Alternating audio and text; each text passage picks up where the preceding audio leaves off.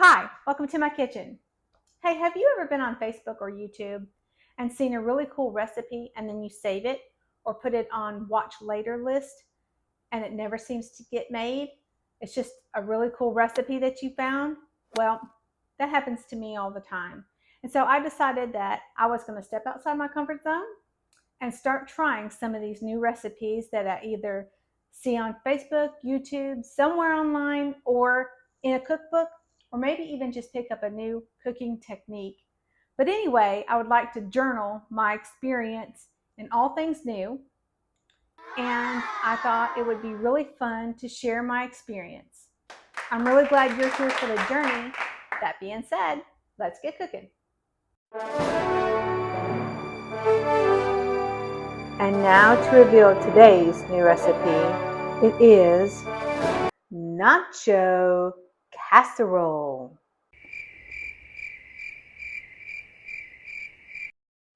Okay, the jig is up. I know there's nothing new about nachos, but the technique that I used for making the cheese sauce is new for me. Let me explain. See, normally when I make cheese sauce for nachos, actually, let me back up for a second.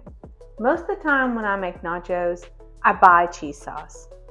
But I have made cheese sauce before, and usually it starts out with a roux, like butter and flour, and you use that to be thickening agent, and then you put in some milk, and then melt cheese, a roux, and cheese sauce. This cheese sauce technique comes from Chef John's YouTube channel, Food Wishes. Chef John is hilarious, and I love his style. Anyways, all that being said, he had an episode where he put cornstarch in his cheese to thicken his cheese. So I thought, that would be a good method to try using nachos. And so, nacho casserole is what we're having for dinner.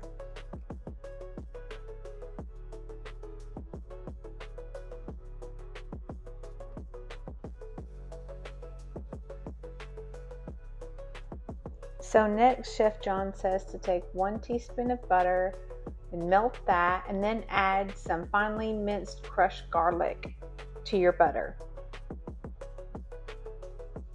Next, to your minced garlic, add sliced green onions, salt, ground chipotle, ground cumin. Cook on medium-high for 2 minutes. Add 1/2 cup of canned fire-roasted chilies, diced seeded tomatoes. Cook another 2 minutes. Add 1 can of evaporated milk. Bring that to a boil, and then add your cheese. Stir the cheese mixture until the cheese melts. Sounds simple enough, don't it? Not when you cook for someone who hates tomatoes, chilies and peppers, onions. No, I'm not talking about a 5-year-old. I'm talking about my sweet, adorable husband. Oh, no. So what do you do when you have a picky eater and you're trying to make a fancy chef recipe? Do you see that colander right there? That's 1 can of drained rotel, which has tomatoes and green chilies. Plus I added a can of green chilies, a small can, and it has minced onion. And what am I about to do with that? I'm about to chop that baby up into oblivion till it's a puree, the consistency of baby food. Yum. Then I added my rotel baby food to the skillet with butter and minced garlic. The things we do for love. So after cooking my rotel baby food for 2 minutes with minced garlic and adding salt and ground cumin, I thought, now it's time for my evaporated milk. But I would be wrong. No matter how hard I tried, I could not get the lid off of the can of evaporated milk. So in my frustration, I picked up something sharp and beat the can until I punctured a hole in the top of the lid. Do not attempt this technique at home. Long story even longer, I forgot about the evaporated milk having to boil, and I threw my cheese in there anyway. And even though I messed up on Chef John's ingredients and part of the technique, I still got really yummy cheese sauce. And even though I think this part is completely unnecessary, I'll go ahead and show you a real quick version of how I put the rest of the dish together. First, I heated up and browned my protein, which is not beef, is not turkey, is not pork. It's impossible meat. That's right, impossible meat. I'm a vegetarian, and even though my husband loves meat and meat products, he has Alpha-Gal syndrome. I know, life is not fair.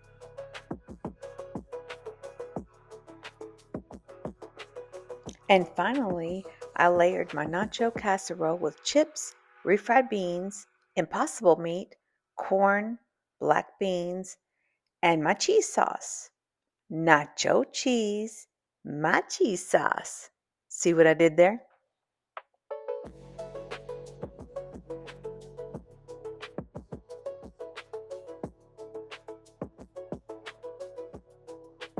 And here's my finished dish.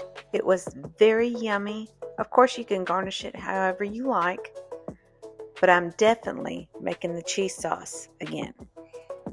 And now for the rating of nacho casserole with homemade cheese sauce. On a scale of 1 to 5 with taste, I gave this a solid 4 because I love the Mexican Tex-Mex flavors, and this dish did not disappoint. Very yummy. How easy is this to make on a scale of 1 to 5? 5 being super easy, for 1 being chef level hard. I love the cheese sauce method that with the cornstarch, a lot easier than making the roux. But for my reasons of having extra steps because of being a picky eater, I gave this a 3. And then how often would you like to have this? 5 being weekly, down to 1 being once a year. I gave this a 4, simply because I have extra steps, extra cleanup, and that's the only reason why I gave it a 4. On a personal note, to Chef John, I love your YouTube channel. I love your recipes. Hope I didn't disappoint. It's time for the moment you've been waiting for.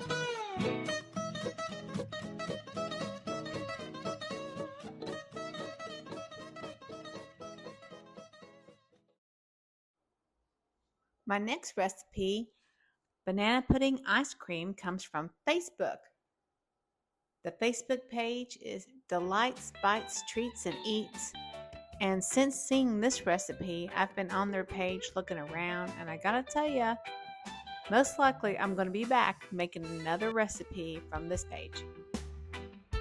Okay, so basically what you're going to do is take all of your ingredients except for your Nilla wafer cookies, and you'll put them in a food processor or a blender or something like that, and just mix up your ingredients really well, all of them.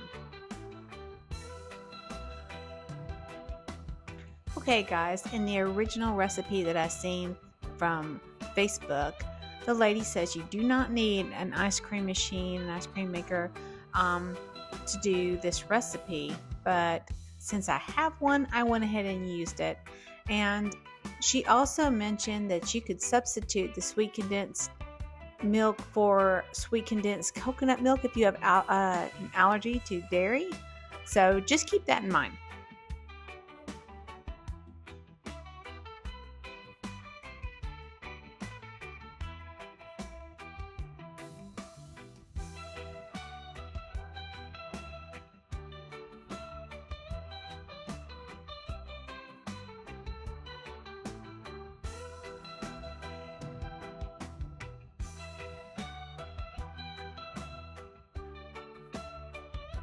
I just love watching the ice cream machine towards the end of the cycle churn the ice cream around. It's so cool to watch. A few moments later.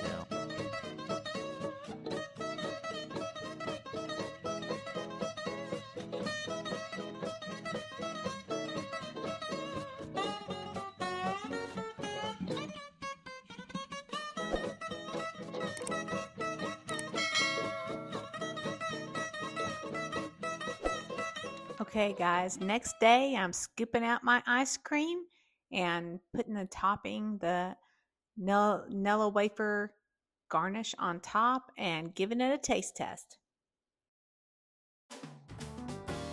Okay, and now it's time to rate the dish on taste, scale of 1 to 5, 5 being fabulous and 1 being okay. The dessert is 100% a 5 from me, and I was really surprised because I'm not a really big banana pudding fan. But it was really, really good. And how easy to prepare, scale of 1 to 5, 5 being super easy and 1 being a chef level, I gave it a 5. It was super, super easy. It could be harder if you don't have a food processor or a blender, I guess. How often would I like to have this dessert? Scale 5 to 1, 5 being weekly and 1 being once a year. Definitely a 5 if my metabolism could support it, of course. Okay, so it's been fun. Thanks so much for hanging out with me. I really appreciate it. If you found any value in this video, please give me a like. Consider subscribing. Until next time, I'll see you later. Thanks, and take care.